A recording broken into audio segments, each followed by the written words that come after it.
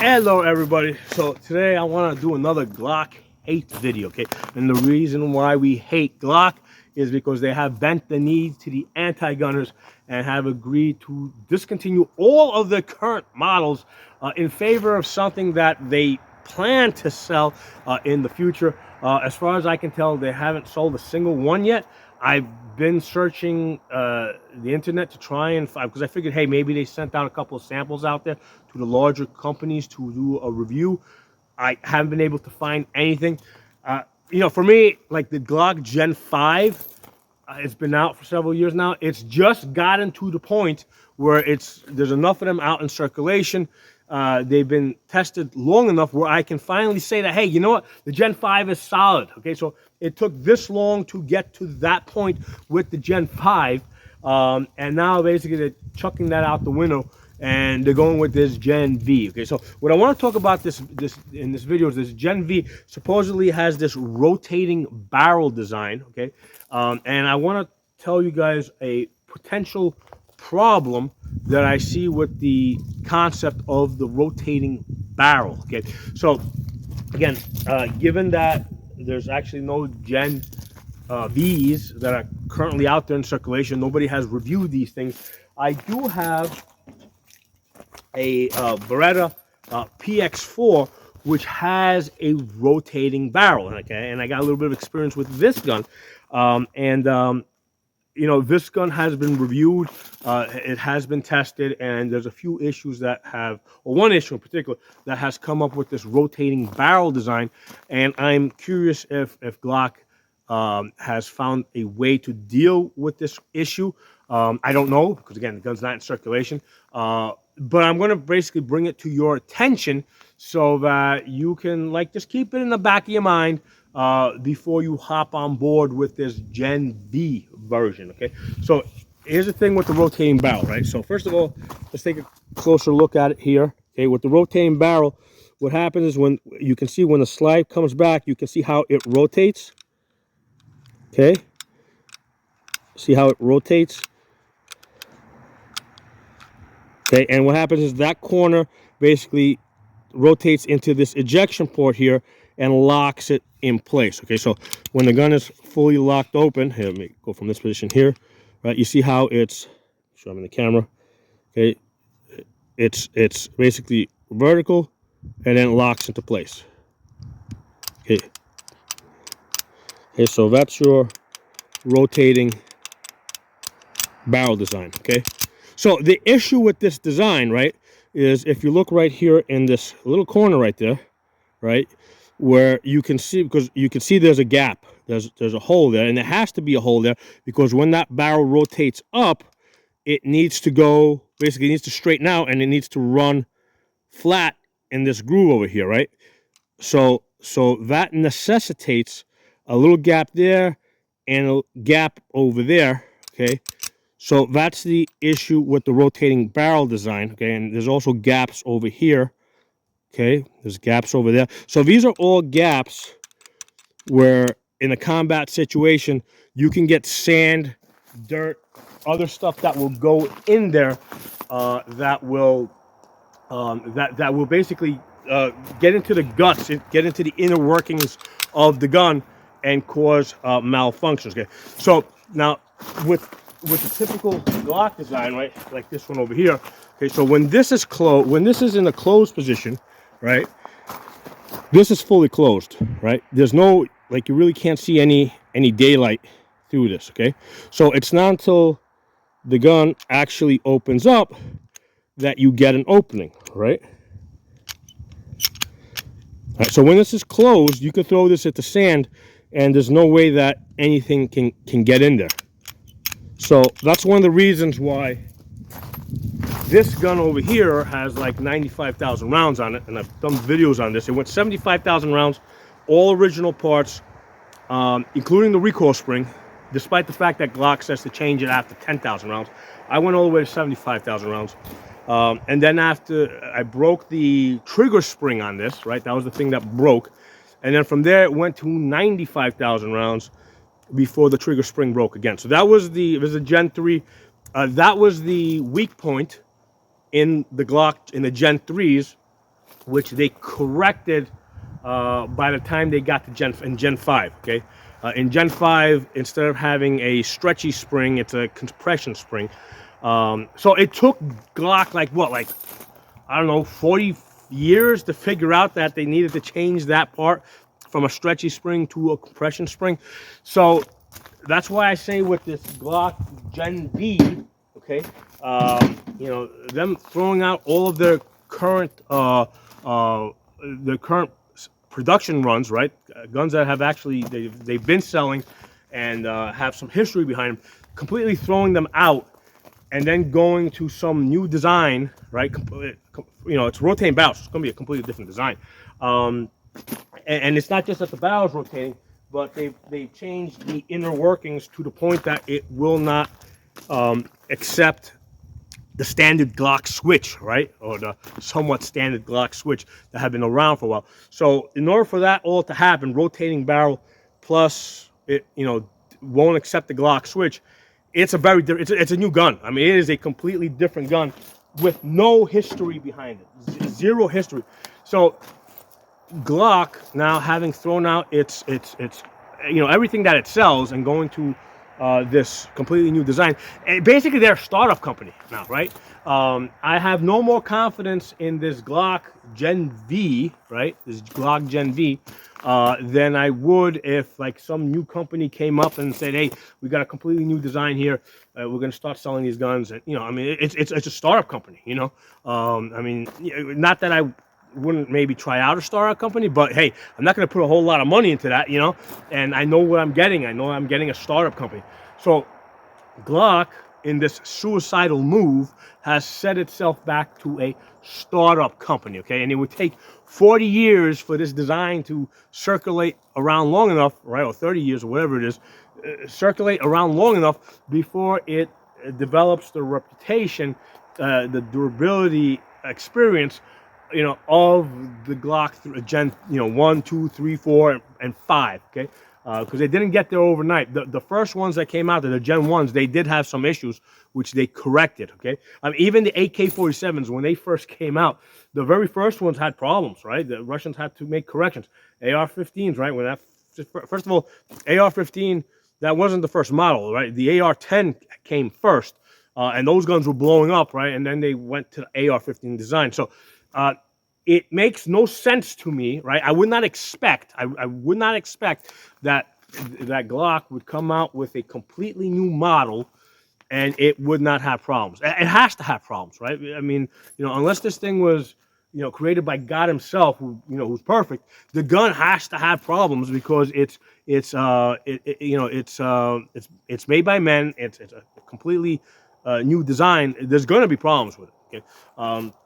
Which is fine, because a lot of people have said, hey, why am I against Glock innovating? You know what? I'm all for them innovating. I'm not against Glock making a completely new design, okay? The problem I have is with them bending the knee to the anti-gunners and basically discontinuing all of their current versions, so they got nothing to sell, right? You know, bending the knee to the anti-gunners, discontinuing all of their current models, you know, and basically, you know, not having a company anymore, right, that sells a product with any history behind it. So completely idiotic. Now you might say, you know, why am I so hard on Glock? How about the other gun companies? People have made a comment in my other videos that all gun companies have conformed with anti-gunners to some extent, and yes, that's absolutely true. They all have, to some extent, some more than others, okay? So one of the companies that I hate for this is Colt, okay? So Colt with their AR-15s, because I do have one Colt AR-15, right, that I bought some, I don't know, 16 years ago. With Colt, what they were doing is they were adding a shelf into the receiver so that it could not accept it could not accept an auto sear, okay? And then what they were also doing is they were basically neutering the bolt carrier so that it could not trip, you know, an auto sear when the bolt goes forward. Okay, so just to give you guys an example, I own one Colt AR-15. I own dozens of AR-15s from other companies, right? You know, numerous ones from the same company, like let's say like Palmetto. Okay, so nobody gets a pass on this. Okay, now given that all gun companies, to one extent or another, have bent the knee to the anti-gunners, what I do is I kind of put them on a scale. Okay, who has bent the knee the most? Who has bent the knee the least? The ones that are the least conforming, right? I basically favor those companies. I want to buy from those companies. The ones that are the most conforming, I do not want to buy from those companies. Okay, especially if they're now a startup company, because they've thrown out all of their models that have been around for some time with some experience on them, right? With some history behind them, and they've thrown out all of those, and now are just selling something that's like completely brand new. Okay, so Glock is a startup company, and I would treat it as such at this point. So I wanted to kind of highlight this issue with the rotating barrel. Okay, put it out there for you guys to be aware of that. Hey, the issue is that when it rotates, there's usually, in the ones I've seen in the past, there's a gap there, and that will allow sand, dirt, dust to get in there. Now, I'm gonna get ahead of this and say, well, how about like this gun over here, right? This G43 that has all these window cuts, okay? And look at it, it's like full of lint and stuff there. Yeah, you know what? That's absolutely true, okay? If you take a Glock and you put like 100, you know, you get one with a slide that has like 100 cuts in it.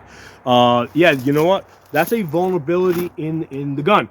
But this gun's not going into a combat zone. It's not going into an area where it's, you know, basically I'm going to be covered with mud, okay? Because I don't know if you guys have done any work in muddy areas. I have. When you get into a muddy area, mud gets everywhere. It gets on your hands, on your face, everywhere, on your clothes, and you can't help. Like anytime you touch the gun, you're going to get mud on it, okay? So I would not take any of these guns, right? Like this one over here, that's got cuts in it, okay? So this is a Gucci gun, okay? This does not go into a war zone. This goes on to, basically, this is a range gun, okay? So important distinction here, right? Same thing here. This is a range gun, okay? All right, it's not a combat gun. Okay? This gun has less openings in it, right? But again, these are not combat guns, okay? These are range guns. So this is a combat gun because it's got no holes in there, right? The sand and dirt and dust can't get into the inner workings of this, okay? So that's one of the things I wanted to kind of put out there. And I'll tell you this right now, man. I really hope that somebody comes up with a, you know, some type of a backplate switch or some type of internal trigger that turns their Gen V into a full auto. I really hope so. I tell you guys, if I was an engineer, which I'm not, if I had the capability, which I don't, I think I'd be on that, man. I'm that kind of guy, because here, back when Biden was going to ban these guys over here, look what I did, right? And this is just a small fraction of all the P80s that I have built just because Biden said I shouldn't do it, okay? So that's one of the things you gotta understand with Americans. When you tell them, when the government tells them that they can't do something, when anti-gunners tell them that they can't do something, that's the thing that they're gonna do, okay? This here is what, like a $500 gun? When I bought this brand new, I think it was like maybe $550, okay? All right, each of these guys here, these Gucci guns, these are all like $800-900 guns. With the optics, these are $1,300 guns. Okay, so I was more than willing to spend a whole lot more money, okay, just to defy Biden and the anti-gunners. Okay, so that's one of the things to understand, again, with the American mentality. When you tell them they can't do something, when you tell them they can't have something, that's the thing that they're going to go after. Okay. So I think that's going to be the case now with this Gen V version. Okay, they've built this Gen V version in such a way that it won't accept the backplate, you know, with a giggle switch on it. you know what? I have a feeling that a lot of people are now going to put a lot of time and effort into developing some type of a mechanism to turn that into a full auto. And they have my full support. I mean, I don't own one. I'm in the gun business. I train people, so I can't be associated with that. But I'm more than happy to see the rest of the people out there doing exactly that thing that the anti-gunners don't want done. Okay, and in this case, that Glock does not want done. So that's another thing with Glock. They've been very outspoken. All right, they've actually they've lobbied politicians in states to pass laws to outlaw the Glock switches, even though they're federally banned. So these are all reasons why I hate Glock. Okay, I love the Glock design, but I hate the Glock company. So that's why I really hope that this Gen V version fails, and the company basically just falls apart because they don't have anything to sell. Okay, they made an agreement to not sell anything of value that has any history behind it, of reliability and has been tested. So I think they have been completely suicidal in this. Okay, so the good thing is that, you know what, there's lots of these Gen 3s, Gen 4s, Gen 5s that are out there in circulation. Here's the thing, man. These guns, they're gonna outlive me, man, by a wide margin. I mean, think of how many World War I, World War II guns are out there still in circulation. I mean, we still got guns from Civil War that are out there, right? You go to an antique shop, they got lots of original Colt and Remingtons available for sale. So these guns are going to be around for a long time, ready to accept that Glock switch. And with the 3D printing and all that, it's only going to get easier. There's going to be more of those in circulation. So I'm happy to say that the anti-gunners will lose, right? They're going to lose this. They're not going to win this. They're going to lose this, okay? So that's my Glock hate rant video. Okay, I do not monetize this channel because a lot of people have said, a lot of the Glock company fanboys have said that I'm doing this for clicks, and I'm not doing it for clicks because I do not monetize this channel. Okay, I do not make any money from any of these videos. Okay, so obviously that's not my motivation. Okay, I would like to see Glock fall on its face for conforming to the anti-gunners, though. Okay, so drop some comments, let me know what you guys think, and I will talk to y'all soon.